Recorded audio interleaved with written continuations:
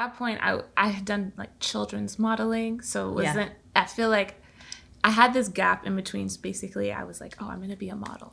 And then all of a sudden I decided I was going to be a basketball player. And then I got injured and I was like, okay, I'm not going to be a basketball player. Was that upsetting or no? It was a great reality check for me because I realized that I no longer felt the fun in basketball. It felt like a chore.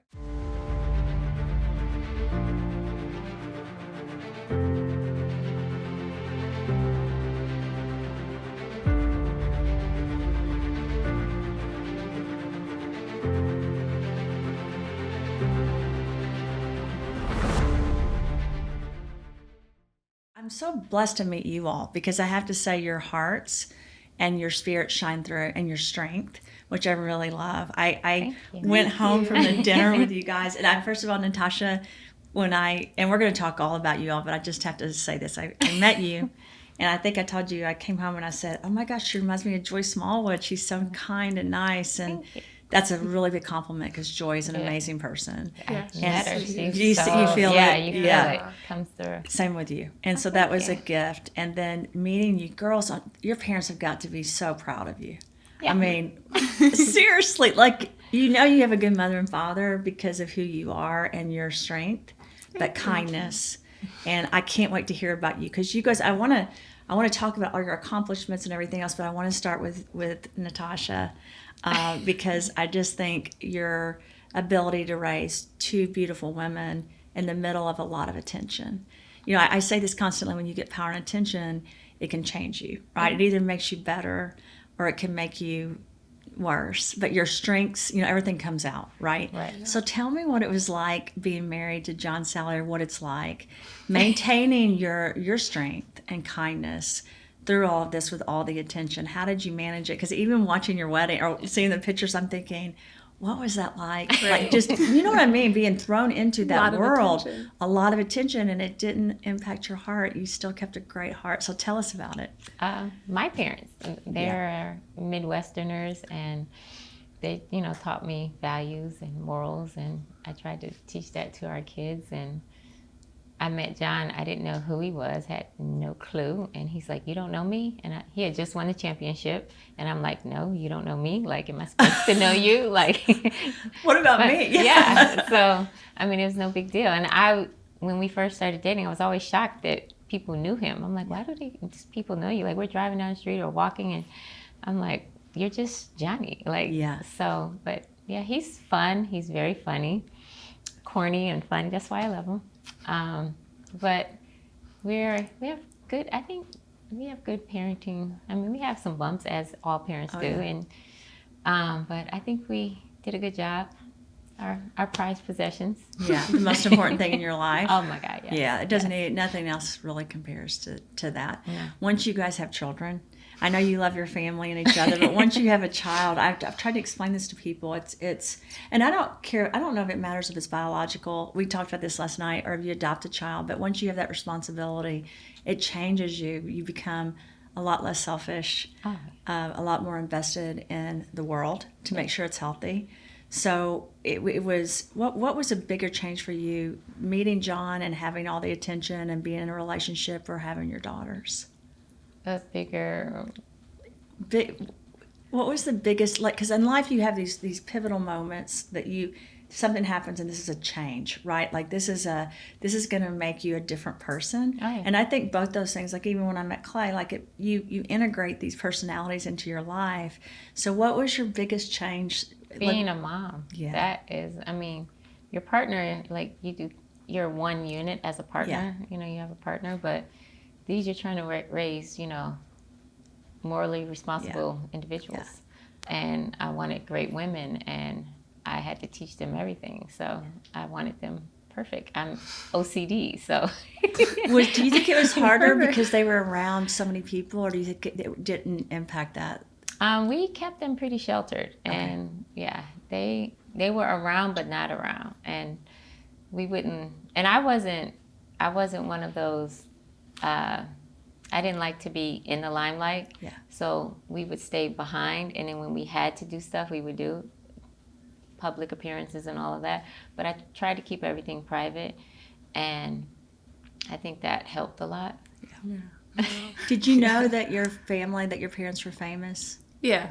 I mean, yeah. I mean, I was born for it. But yeah, for sure. Because when I was a kid, my dad was still playing basketball. So we were still going to the basketball games and still like having all of this like attention was a lot more prominent when I was like 3 or 4. And it transitioned because he stopped playing basketball, did other things. But it was kind of hard not to notice because people were constantly like running up to him asking for photos and autographs and stuff like that. It was kind of like, they like you. So when I met your father, I don't watch a lot of sports because I'm always working, and I had kids. So you know how it is. Yeah. I was working constantly, had kids, and I met John. So this was interesting. I didn't know who he was. Because I just didn't. Like, if you don't watch basketball, and of course, every man in the planet probably would have loved to have been at that table instead of me.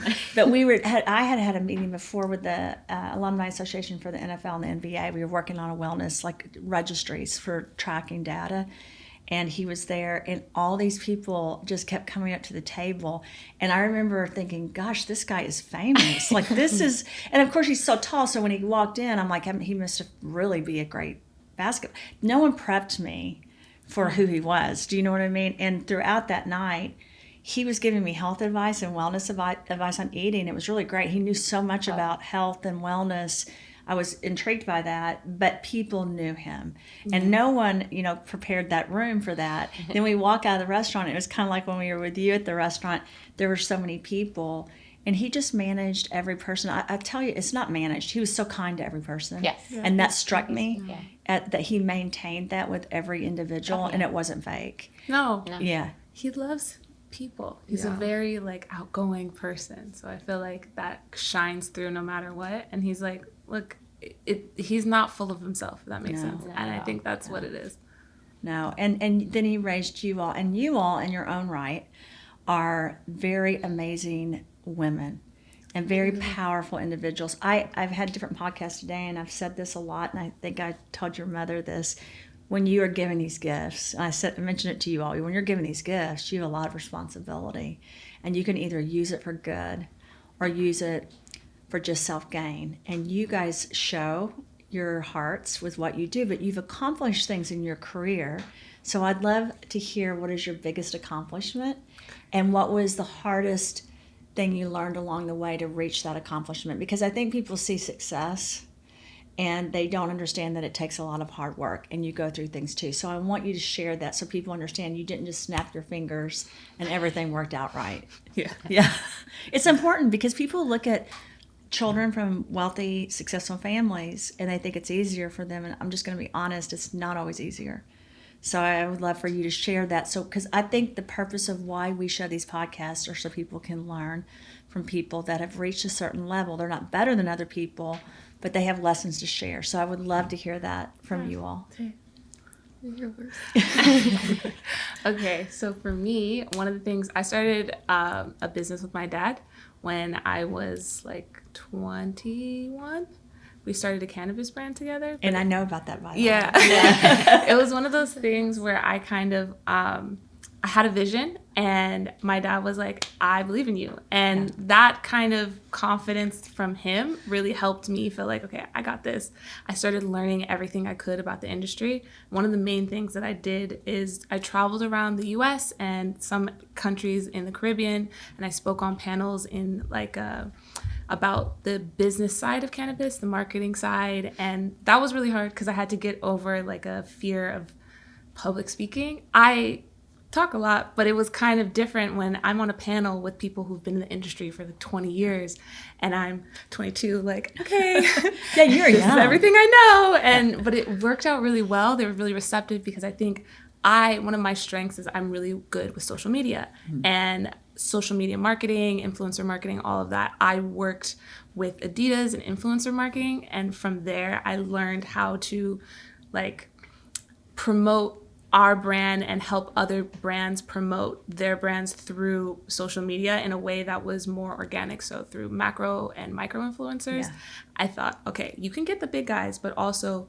learning from the little people was like really beneficial. I think that was one of my main I love that because Yeah. I was in Jamaica, I was in Seattle, like I just going all over Vancouver, and I'm talking and I'm showing people what I know, and that was really cool. That yeah. That's your, like, but it was hard because you had Yeah. to overcome things. Yeah, it was really hard because it wasn't something, the industry is brand new. It's been around for a while, but you don't really get grandfathered in. There was this huge, just the Wild West. There was all this information, all these new things, and it felt inviting because it was new. I could join, but because it was new, I had to really promote what I did or what I had to prove to people. I know what I'm talking about, and that was kind of hard because I was young. I'm still young, but I was really, really young at that point. And it was, I think one of the main things is like standing out amongst people who are your peers. I think that like getting my message across in a public space, on a stage, in front of a bunch of people, that was so scary. Especially I'm with like all these older men, and I'm just there like, I actually know what I'm talking about, and they would wait and not really, they like treated me like a little kid, and then once I started talking, it was like, oh, wait, I didn't know that. Okay, now I'll listen, and it was just like proving myself and showing my worth. That was one of the pretty challenging, but I got it. I love that. I was in Dubai, and Clay and Ted were with me, and I was on stage with all men, and we were talking about scientific advancements and achievements, and they had like all the sheikhs and the royal family in the crowd. They had a ton of people to be there to ask questions, and so the first 3 questions were to me directly. They asked me a question after we each started talking. Even in my talk, 2 of the men interrupted me, and then when they asked the question, the other men answered. This was just this year instead of me. And so I was sitting there and I was thinking, how do I position this so that I don't upset them? But since they're asking me the question about my patents, I probably should answer the questions, right? Instead of someone else that didn't write the patents, Right. that didn't even know me. So and because it was a different environment, right? Because you're in the Middle East, and usually those environments right now are very progressive. So that was the first time that happened to me in the Middle East. It had happened to me once in India when I was in my early 30s, but I had to speak up. I waited for a pause, and then I kindly but strongly answered. I said, well, since they're my patents, I'd like to answer that question. And then I had so many people, Clay was there, I had so many people afterwards come up to me. Of course, my husband was mad. Ted was mad. Everyone's like, she should have been able to answer that question. But the thing is, you go through that and it makes you stronger. And I don't even think it made me angry. I just knew I needed to have a voice and not leave that stage before I answered the question, the way it was supposed to answer, because they actually did not answer correctly. It wasn't their patents. Right. So I can see how that was important. But I have another question for you. Had you been on stage as a model when you became this person with working with cannabis scientifically and from a business perspective? Yes-ish. I was younger when I did, like at that point, I had done like children's modeling. So it wasn't, I feel like I had this gap in between. Basically, I was like, oh, I'm going to be a model. And then all of a sudden I decided I was going to be a basketball player. And then I got injured and I was like, okay, I'm not going to be a basketball player. Was that upsetting or no? It was a great reality check for me because I realized that I no longer felt the fun in basketball. It felt like a chore. Yeah. And so it was sad at first because I was in pain and I was really struggling, but it kind of helped me. I was able to sit back and be like, okay, if I pursue basketball, this is lifetime. Like this is dedication every day. This is what I have to think about. Do I have that love for basketball? I realized that was my dad's thing, and I was honoring my dad, but like I'm not him. Did he care about that? No, it was my mom. Yeah. I looked at you. You cared. Of course I cared. Yeah. They were good. I was like, are you killing me? Oh. Do you regret that or no? No. Taya is the same. Yeah. But you were the track star. Yeah, I love track. I went to the Junior Olympics for track and field twice. So. What? Yes. That's amazing. Yeah. Thank you. What race? Or what were you doing? I did the heptathlon, so it was 7 different events. I think you were saying that, Yeah. 7 events. Yes. And how did you do in the Olympics? I did really well, except for the 800. I did not. Did you know that's my race? Really? Really? Really? Oh. I did cheerleading, volleyball. I did everything. My parents were athletes, and but I did the 800. It was my best sport in school. Oh. And but it's really a hard. It's a hard challenging. run. I mean, it's really just guts. Actually, I don't know, but honestly, I got sick almost every race. Yeah. And I was like you, so I was going to college, and I thought, gosh, I just don't want to. I don't think I can do this the rest of my life. And my father really loved seeing. I think he would have loved to see me succeed at sports and being on the spotlight. But it wasn't enough for me to keep doing it because I didn't feel like that's what I was going to do the rest of my life. Same thing. I wasn't as good as you, I'm sure. But it was, I wasn't. But it was something I was good at athletically. It is hard to make those decisions as a child. Yeah. It's really hard to go against your parents because you want to make them happy. Yeah. I'm sure, I mean, you've done so many things. So you transitioned from, are you still doing cannabis? Yes, but I am, but it's more since I've moved to New York and kind of dedicated my time to fashion. It's more of my dad's thing that I'm helping him on versus before it was my thing that he was just there to make sure no one screwed me over. Yeah. Now it's more a little bit more equal. I think I've kind of wanted to step away from it just because I had other passions that I really, really wanted to give a chance. Yeah. And I didn't feel like I was given that much energy into that. Like I really wanted to get into real estate, into modeling, into just fashion as a whole. And cannabis is there, it's working. It's not though something that I want to do forever for my whole life. It's something I'm passionate about still, but I think it's been demoted a little bit. Yeah. I have a very close friend, Dr. Annabelle Morgan. Her husband's Gramps Morgan. He's his uncle was Bob Marley, and he's from Jamaica. She's one of my very good friends, and she got a PhD in cannabis from Vanderbilt. That's cool. And she's scientifically, I need to introduce her to your father and to you. She's an amazing woman. She's from the Philippines, just a fantastic, and he is too. Gramps, do you guys know Gramps Morgan? No. You guys would love. Great couple, power couple, amazing people. So you came back. I just want to get back. You went to model. Yeah. And are you modeling now? I know you modeled with us, and I want you to model more. But I see you. I have to be really honest. I see you as a very strong spokeswoman for fashion, for health, for wellness. I mean, honestly, being able to really be this example to people because we have such a need right now. You have so much divisive nature. So to be able, because you were raised by your parents, I feel like my strength is I was raised by my parents and I had God in my life. You were raised by them, so you get to share that knowledge because not everyone's raised by parents that. Oh, I know. I literally, all of my friends all the time, they're like, I wish I had your parents. Yeah. I have the cool parents. Yeah. They're like the most supportive, the most outgoing, the most just like open-minded and progressive also. It's the thing, like, I can talk to my mom. I can talk to my dad. I can hang out with my mom. I can hang out with my dad. But then also, like, growing up, she's always there for me. She's always at my games. She's always supporting me. Like, if I'm injured, if I'm not feeling well, I'm going to the doctor.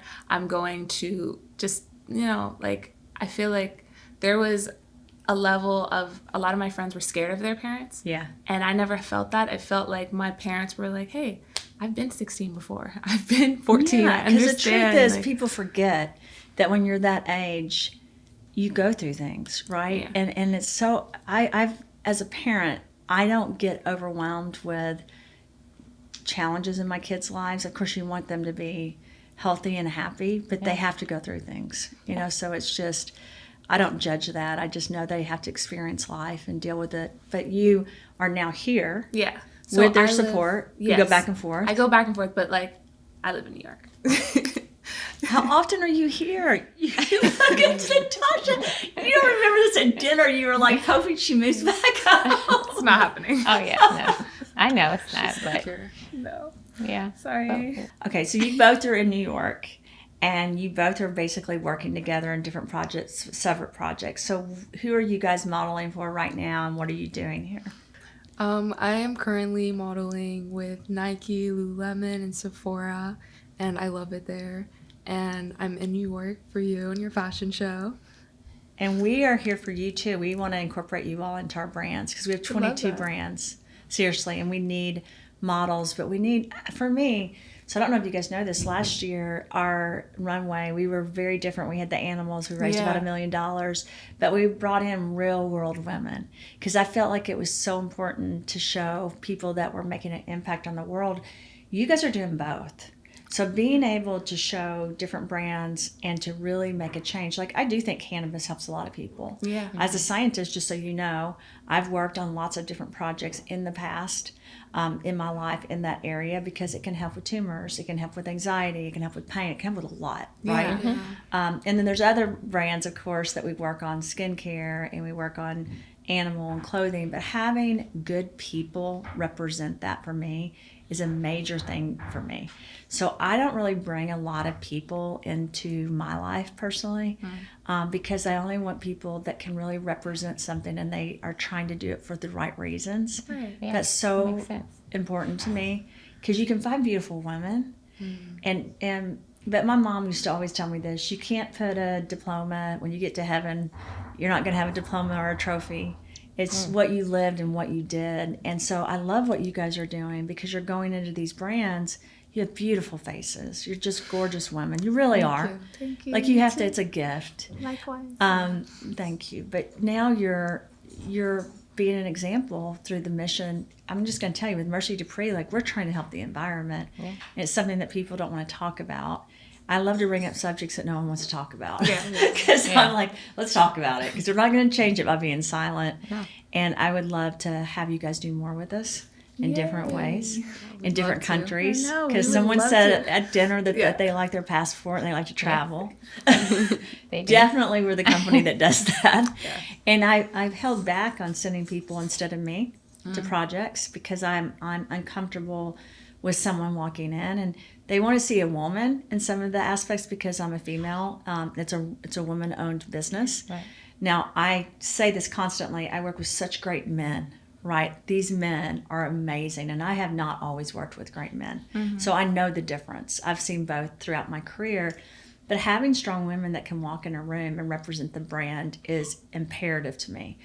Being able to find that has been very, very hard. So it was refreshing to meet you and Natasha and all of you, which are extensions, but you're separate people. I mean, they're doing things. I always look at my kids like the legacy, really. Oh, yeah.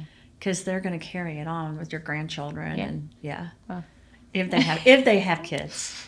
Not yet. My daughter says she's not going slow to. Down. Yeah. You're like, don't bring up the kids. Yeah. But you come with, they call your father the legend. Mm. And you guys are a part of that legend. It's the story. Cool. So another key point I remember about meeting your father is talking about protecting you all. And I asked about you, and I asked about his family, and he said he tries to protect the family, which I thought was so... I think women always need to be provided and protected for it. I don't mean we're not strong enough to do it on our own, right. But I think it's great to have that. And have you felt that from your dad and from your mother, that protection? I think you said yes. Yeah. How did they show that to you all? For me, Taya? For me, my dad, he always listens to me, even if I'm a bit difficult, because I'm very expressive and I have a lot of emotions. So when I was younger, it was hard to settle down a little bit, but he always listened to me, and you always listen to me too. So thank you. Yeah. I love that. That's sweet. So you had a lot of emotions. Yeah. Did you have anger? Yes. Yeah, that sounds like Kreider. Yeah. Yeah. And then, but you had a lot of love around you. Yeah. Was peace important to you? Yes, peace and silence. Also quiet. Yeah. So can we listen to silence, please? Yeah, in the car. Do you know that's me?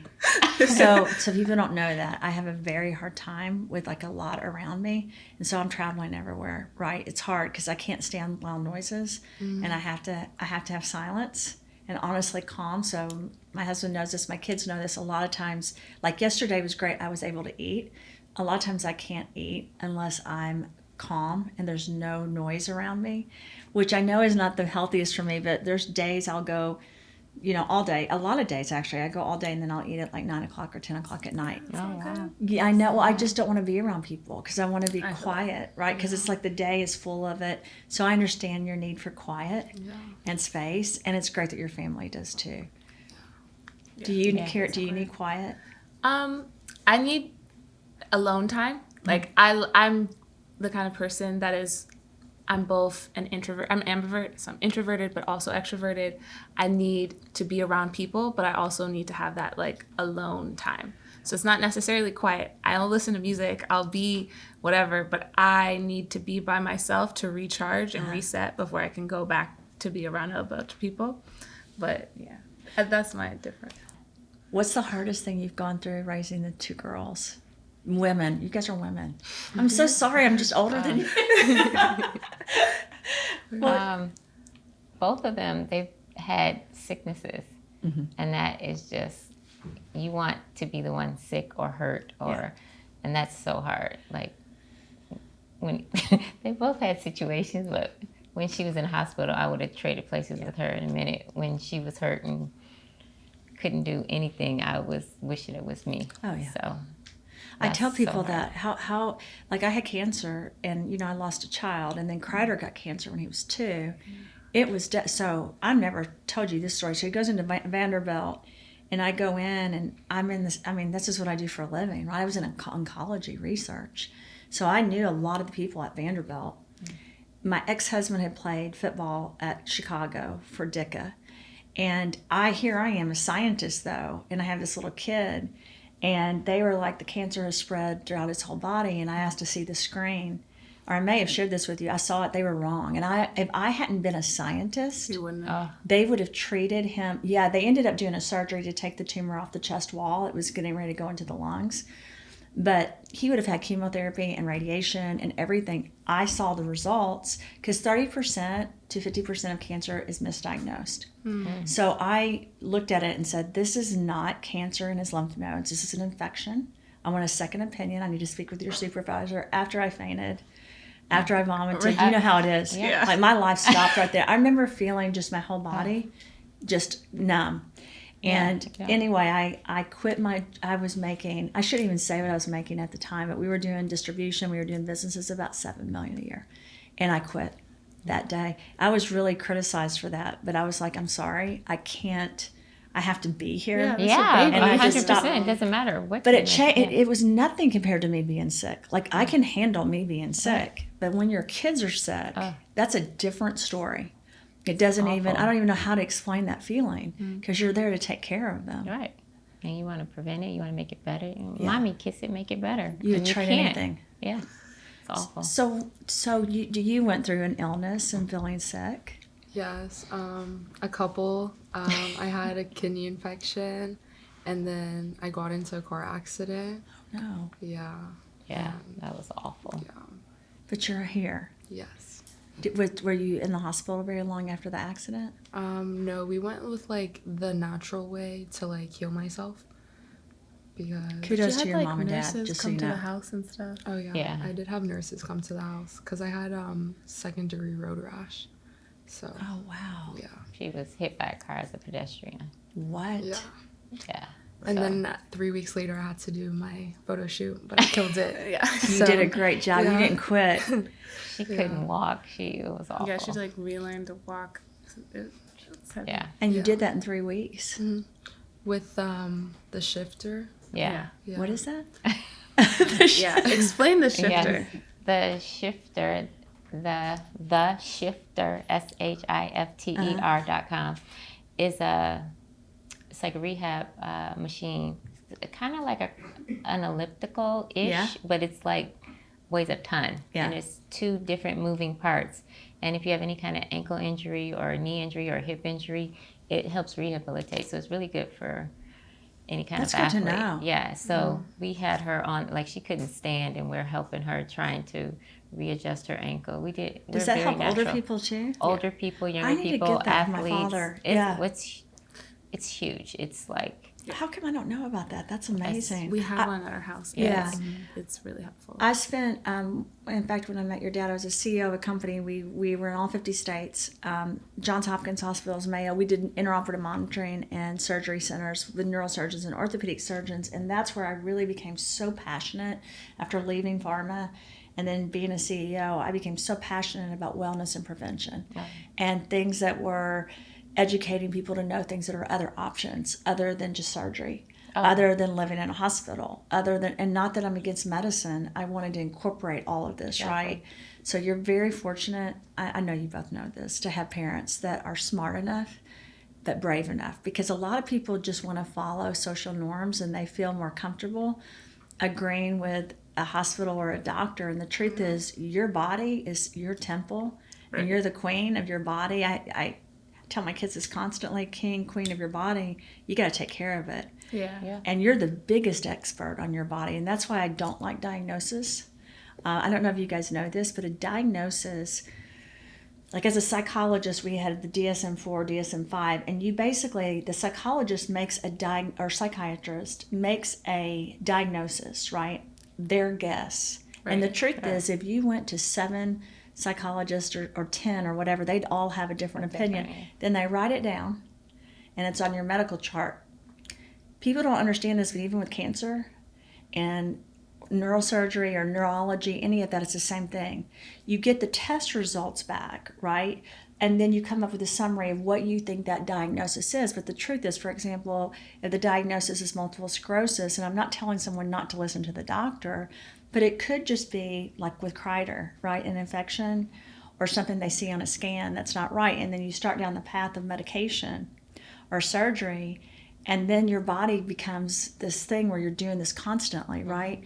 So it's so important to understand that you you can listen to people, but you're the one that's in charge, and don't let someone give you a diagnosis, because it is, maybe there's some truth to it, but there could be a lot of it that's just a guess, and that person doesn't know, or they've never seen something like that before. I was diagnosed as an idiot savant, and I don't even know if I am one. They couldn't figure out why I was able to figure out things, and that's a form of autism. But I have the social, so it was a little bit like they were like, but she has social skills, because there's a range. I don't take that diagnosis. Here's what I think. I think God put me here to make changes, so you can diagnose me with whatever you want, but that's what I'm going to do. Yeah. And you should. Yeah. And that's let what you guys are doing. Exactly. So are you going to keep modeling? Of course. I love it. We have to have you model for us. Yes, please. Well, you are. Please. Yeah. I love it. It's so, like, we had such a good time yesterday, and just even when we're on shoots, like, they're long days. It's not for everyone. Small little movements, whatever. But I get so much joy from it. So that's always going to be part of my passion. I'm going to be in modeling and fashion forever, no matter what. And I think Taya is the same. Yeah, I wanted to have all 3 of you out there at least twice. And then they came up to us afterwards and said that we need to do another show. We're going to talk about it. And now I really want to go into these really unique, because our style is different. You saw the style. Yeah, that's great. I'm really different. Like, I don't really want a typical, I love the Chanel or whatever, but that's just not, I've traveled to so many countries. I see so many things. I try to incorporate that. So I'm looking for different pop-up. We've had a lot of offers, but I want the right stores, right designers, and to do the right things together for the environment and for people and for the planet. That's so important. Yeah, it's very important. So cool. Yeah. So do you have animals, by the way? Of course. Oh. What do you have? One last question, because I know. I have a baby. We have a puppy. His name is Neo. The star. And he's vegan. He's a star? He's vegan. He's a vegan. Yeah, a it's a vegan dog. Neo's a Neo. vegan Oh my dog. gosh, we need to have him on Einstein's podcast. Do you know about that?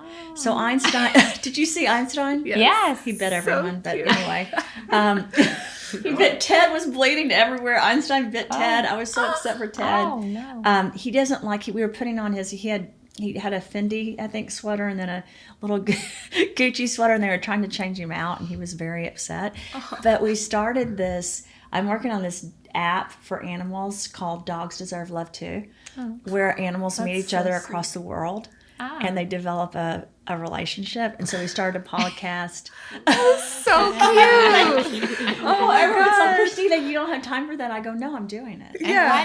That is one of your passions. Yeah. I think it's so passion. cute, because I'm like, so I met this little dog. We were at the Vatican. Were we at the Vatican, Clay? At the, London. we were at London and we met this little Chihuahua and pretty famous family in London. And so they did the first podcast. So they are a match. So we'll have to have Neo on. Yeah. So we're connecting different animals and their owners. So we'll have to try to find another vegan animal to talk. Yeah. Yeah. And so we bring the animals on with their owners, and then we talk about their relationship and everything. I kind of think it's, I mean, I like it. It makes me John, love that. My husband and our dog, they're like, we'll have so cute. Clayton bring Einstein or Coco, and we'll have John bring Neo. Yeah. Oh my God, they're like two peas in a pod. Like, They are. They're so cute. I mean, that's my baby. They'll say the same, but like He's he has all our babies. Yeah, he has a different relationship with all of us. But I'm obsessed with my dog, and so are they. So I think that would be so cool. This sounds like our kids. Our kids are always trying to say who the dog loves more. I'm like, listen, this is a family dog. Yeah. On the day, who On gives the them day. the food they want? Right. Yeah. What's the favorite food for him? He likes Toothbrush. treats. He's his toothbrush treat. He's obsessed We have with. Anna greens that are grains that Yeah, I yeah. formulated just for dogs. I've got to send it to you all. Oh my God. It Yeah. really helps we have a Clean Pets that cleans, because animals are around a lot of contamination, even when they go outside. And then animals have developed they're having problems with animals and cancer and different autoimmune disorders. Again, I think it's the food. But anyway, we'll have to send you guys some Anna greens. Thank you. And then Thank you you. guys can model next time. Yeah. Neo. Yeah. Yeah. Well, Neo is a model in his own right. Like it's he a has family photo business. shoot. He's been on covers. Like he's Oh my gosh, this is a He's- famous dog. Why aren't we doing Stephanie? Like that's what I'm saying. A star. Like, Yeah. Where's Neo Salley?